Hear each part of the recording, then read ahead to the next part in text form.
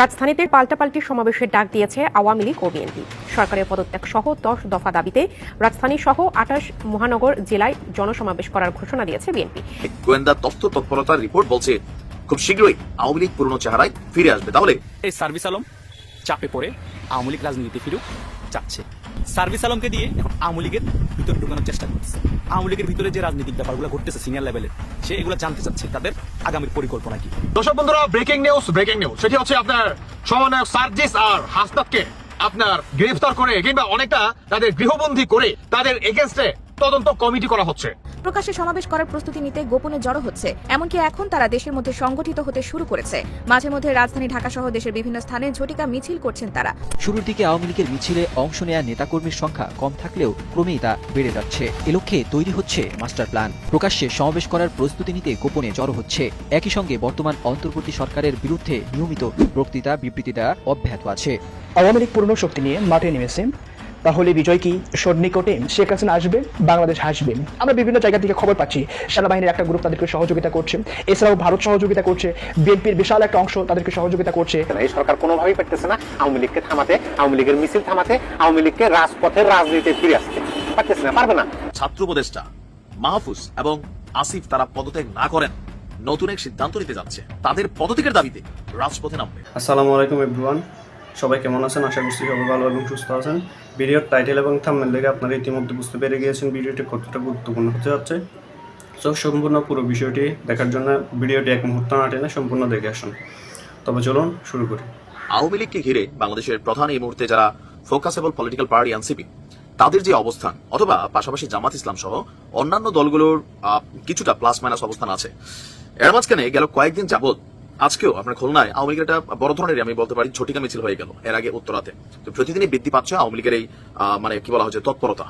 তো এইসব জিনিস দেখে অনেকেই ভয় পাচ্ছেন, অনেকেই টেনশন করছেন যে আওয়ামী লীগ খুব দ্রুতই আবার পুরনো চেহারায় রাজপথে ফিরে আসবে।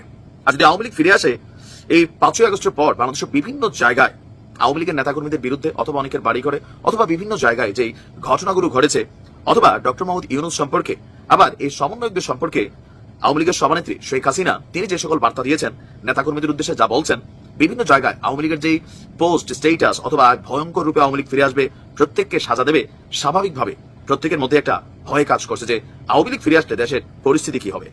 এর মাঝখানে আপনার এনসিপির একজন গুরুত্বপূর্ণ নেতা রাফিদ তিনি যখন পদত্যাগ করলেন, সেখানে উত্তরবঙ্গের 2 নেতাকে দায়ী করে তিনি যখন কথা বলছেন, এর পরের দিন আবার হাসনাত এক ধরনের বক্তব্য দিচ্ছেন। সকল কিছু মিলিয়ে গোয়েন্দা তথ্য তৎপরতার রিপোর্ট বলছে খুব শীঘ্রই আওয়ামী লীগ পুরনো চেহারায় ফিরে আসবে। তাহলে পরিস্থিতি কি হবে? রাজনৈতিক বিশ্লেষকরা বলছেন যে সতর্ক না হলে আওয়ামী লীগের এই ধরনের অপতৎপরতা আরো বৃদ্ধি পাবে এবং নির্বাচনী তফসিল ঘোষণার পর তারা পুরনো চেহারায় ফিরে আসবে, যার ফলে দেশের রাজনৈতিক পরিস্থিতি আরো অশান্ত হতে পারে। কারণ এই পর্যন্ত আওয়ামী লীগ মানে নির্বাচন করতে পারবে না বা নির্বাচন হবে না এরকম বক্তব্য কিন্তু আওয়ামী লীগের অবস্থান আমরা এখনো দেখছি না। ইভেন আওয়ামী লীগের নিষিদ্ধের ইস্যুটাও খুব বেশি এখানে ফোকাসেবল হয়নি, যেটা নিয়ে এনসিপি খুব বেশি টেনশনে আছে যে আর কয়েকদিন পরে নির্বাচনের তফসিল ঘোষণা। যেহেতু আওয়ামী লীগকে নিষিদ্ধ করা হয় নাই, আওয়ামী লীগের দলটির সভানেত্রী সহ যারা একদম লাইন লাইনে ছিলেন তাদের অনেকের বিরুদ্ধে মামলা হয়েছে, ইন্টারপোলের রেড অ্যালার্ট জারি হয়েছে, আরো অনেক কিছু হয়েছে। কিন্তু এই সকল কিছুর পরে আওয়ামী লীগকে কি বলা হয়েছে ধরেন বিচ্ছিন্ন করা অথবা ডিভাইডেশন করা, এটা কিন্তু সম্ভব হবে না। এখন আওয়ামী লীগ পরিকল্পনা করতে পারে যে একটা টিম সামনে দিতে পারে রাজনীতি করার জন্য, বাট পেছনে আওয়ামী লীগে থাকতে পারে মানে শেখ হাসিনা বা তার পরিবার বা যারা দলটাকে লিড করছেন তারাই থাকতে পারে মূল খেলোয়াড়। এই টেনশনও আছে, যার কারণে রিফাইন্ড আওয়ামী লীগটারেও মেনে নিতে চাচ্ছে না। যেখানে সরকারের বা বিভিন্ন বিশ্লেষক যারা আছেন তারা বলছেন যে যারা অন্যায় কারণে অপরাধ করে নাই তাদের তো ভাই নির্বাচনের অধিকার আছে, দল রিফাইন্ড হিসেবে আসার সুযোগ আছে, যারা অপরাধী তাদেরকে বাদ দিয়ে যারা পরিচ্ছন্ন নেতাকর্মী তাদের রাজনীতিতে আসার সুযোগ আছে। কিন্তু এনসিপি সহ অন্যান্য দলগুলো এটাকে কিন্তু মানতে চাচ্ছে না। তাদের বক্তব্য, না ভাই আওয়ামী লীগকে পুনর্বহাল করার কোনো ধরনের সুযোগ নেই। আপনার এই মুহূর্তে সবকিছু মিলিয়ে যেটা বলছে গোয়েন্দা তথ্য বিশ্লেষণ, সকল কিছু মিলিয়ে সবার একটা বক্তব্য যে দেশে যদি গণতন্ত্র রাখতে হয় তাহলে আওয়ামী লীগকে নিষিদ্ধ নয়, যাদের অপরাধ আছে তাদেরকে বিচারের মুখোমুখি করতে হবে। এখন এটার পক্ষেই গণতন্ত্রের যেই ধারণা বা সংজ্ঞা বা আপনি বিএনপির অবস্থান বলেন আরো বিভিন্ন দলের অবস্থান বলেন, এই জায়গাটাতে কিন্তু আটকে আছে। গোয়েন্দা তথ্যগুলো বলছে যে কিছু একটা ঘটবে, এর মধ্যে আমেরিকার সতর্কবার্তা। আবার অপরদিকে আমাদের স্বরাষ্ট্র উপদেষ্টা যিনি আছেন তিনি বলছেন যে পুলিশকে মিছিল ঠেকানোর নির্দেশ দেওয়া হয়েছে। এখন মিছিল তো আর বইলা কইয়া আগে থেকে পূর্ব নির্ধারিত থাকে না, ঝটিকা হুট করে আসে 200, 100, 550 জন 20 জন একটা মিছিল হয়ে যায়, আপনি কিভাবে ঠেকাবেন? আর আওয়ামী লীগের যে বিশাল অনুসারী দেশে আছে সবাই সিচুয়েশনের কারণে ঘাপটি মেরে আছে। সিচুয়েশন বদলাই গেলে আবার রাজপথে অন্যরকম পরিস্থিতিও আমরা দেখতে পারি। দেখা যাক কি হয়। 5 আগস্টের ছাত্রলীগ থেকে বের হয়ে আসা সবচেয়ে বড় মির্জাফর হচ্ছে এই সার্ভিস আলম। সার্ভিস আলম ছিল ছাত্রলীগের 3য় শ্রেণীর একজন কর্মী। সে এখন একটি দলের মুখ্য নেতা হয়ে গিয়েছে। সে নাকি উত্তরাঞ্চলের মুখ্য সংগঠক। ওকে ফাইন, এই সার্ভিস আলম এখন কোথায়? সার্ভিস আলমের গলার টিউন এখন নিচে নেমে গেছে কেন? এই সার্ভিস আলম সে কার সাথে বেয়াদবি করেনি? বাংলাদেশের একদম উপরস্থ যত নেতা আছে, শেখ হাসিনার পরবর্তী এবং তারেক জিয়ার পরবর্তী, সকলের সাথে তো বেয়াদবি করেছে এবং শেখ হাসিনার সাথেও করেছে, তারেক জিয়ার সাথেও করেছে। এই সার্ভিস আলম নিজেকে বাংলাদেশের হত্যাকর্তা মনে করা শুরু করে দিয়েছিল। তার বাবাও আওয়ামী লীগ থেকে সুযোগ সুবিধা নিয়ে জনপ্রতিনিধি হয়েছে পঞ্চগড়ে একটি উপজেলায়। আর এই সার্ভিস আলম জায়গা বরাবর কিন্তু মির্জাফরের মতো কাজটা করেছে। কিন্তু এই সার্ভিস আলমের ভবিষ্যৎ কি? এই সার্ভিস আলম এখন কোথায় আছে? এই সার্ভিস আলম এখন মিডিয়াতে এসে বালপাকনামি করছে না কেন? নিশ্চয়ই কোনো কারণ আছে। অনেকেই বলছে এই সার্ভিস আলম চাপে পড়ে আওয়ামী লীগ রাজনীতিতে ফিরুক চাচ্ছে। এটা কি আদৌ সত্য, নাকি এটা তাদের মধ্যে গ্রুপিংয়ের কারণে তাকে জনগণের কাছে কালার করা হচ্ছে, নাকি এটাও একটা তাদের নাটকের অংশ? তারা তো বিভিন্ন সময় বিভিন্ন ধরনের নাটক করে, নিজেরাই করে স্বচ্ছতা প্রমাণ করার জন্য। যেমন এই গতকালকে না দেখেন ইসি নাকি তাদেরকে নিবেদন দিবে না, 20 তারিখ পর্যন্ত সময় ছিল তাদের 3 মাসের শর্ত পূরণের জন্য। ওরা আরো 3 মাস চেয়েছে, কিন্তু ইসি তাদের নিবন্ধন বাতিল করে দিছে। এটা কি আপনাদের আদৌ বিশ্বাস হয়? এটা কেন করেছে? আমি 2টি অপশন দিয়েছিলাম, আপনারা সেকেন্ড অপশন চুজ করেছেন। সেকেন্ড অপশনটা কি ছিল? যেটাকে জনগণকে আইওয়াশ, যে ইসি যে নিরপেক্ষ, কাউকে ছাড় দেয় না, তার প্রমাণের জন্য এটা করেছে। এই সকল বিষয় নিয়ে সার্ভিস আলমের কোনো বক্তব্য আছে? হাসনাত আব্দুল্লাহ তেমন গুরুত্বপূর্ণ কোনো বক্তব্য দিয়েছে? দেয়নি। নাটকের অংশ দরকার ছিল পাবলিশ করে দিয়েছে। এখন এই সার্ভিস আলমকে নিয়ে ব্যাপারগুলো কেন আসতেছে? কাহিনী আছে। কাহিনী হচ্ছে সার্ভিস আলমকে দিয়ে এখন আওয়ামী লীগের ভিতরে ঢুকানোর চেষ্টা করতেছে। আওয়ামী লীগের ভিতরে যে রাজনৈতিক ব্যাপারগুলো ঘটতেছে সিনিয়র লেভেলের, সে এগুলো জানতে চাচ্ছে তাদের আগামীর পরিকল্পনা কি।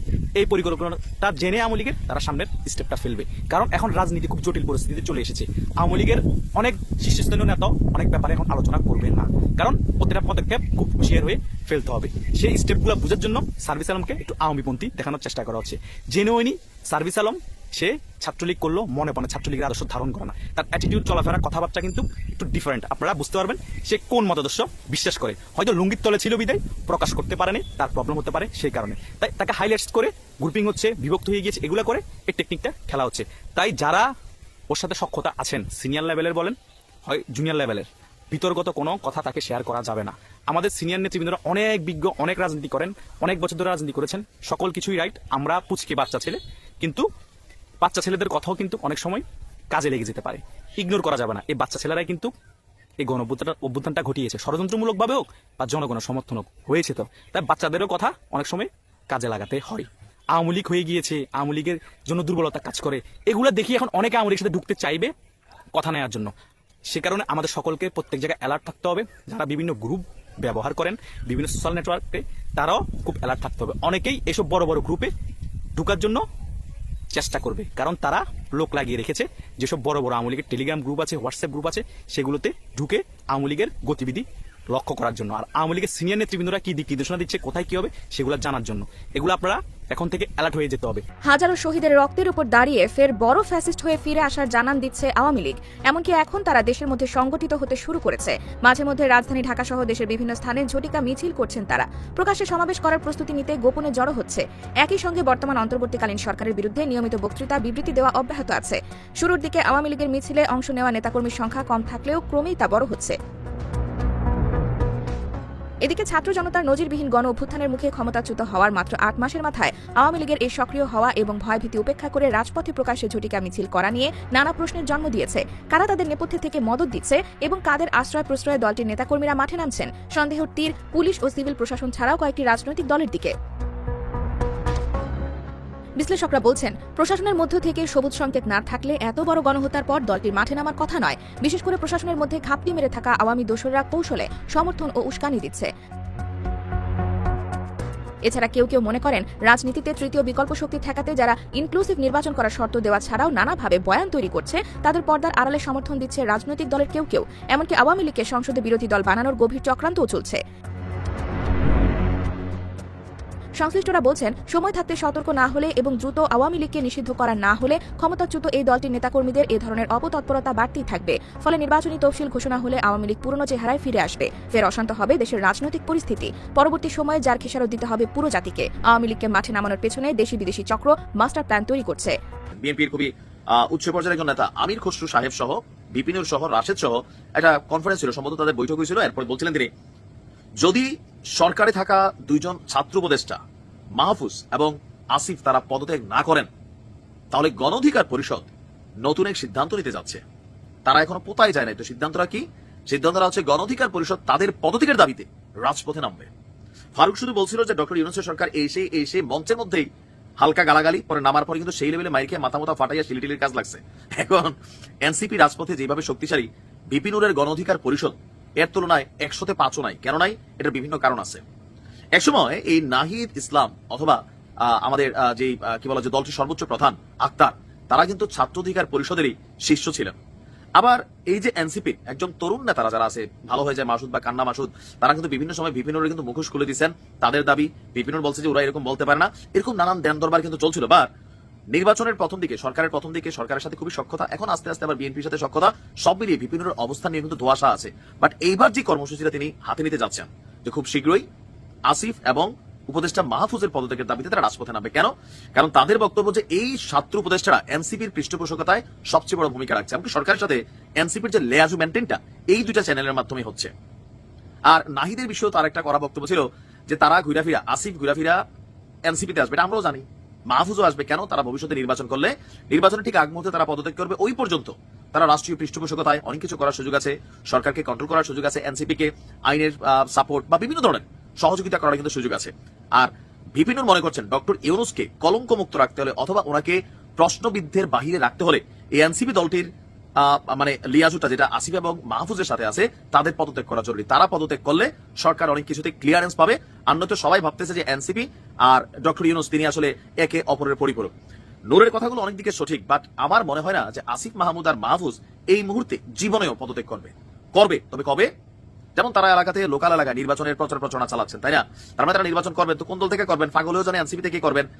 তো যখন নির্বাচনের তফসিল ঘোষণা হবে, হয়তো ঠিক আগে পরে একটা সময় তারা পদত্যাগ করবেন। বাট নূরের কথা, এখনই পদত্যাগ করতে হবে, না হলে পদত্যাগ কিভাবে করাইতে হয় আর সেই পদত্যাগের দাবিতে রাজপথে গণ অধিকার পরিষদ। দেখতে পেরেছেন ভিডিওটি কতটা গুরুত্বপূর্ণ। তো এরকম গুরুত্বপূর্ণ ভিডিও আরও পাওয়ার জন্য চ্যানেলটি অবশ্যই সাবস্ক্রাইব করে রাখবেন এবং দেখা হচ্ছে পরবর্তী ভিডিওতে। সে পর্যন্ত সবাই ভালো থাকবেন, সুস্থ থাকবেন। আল্লাহ হাফেজ।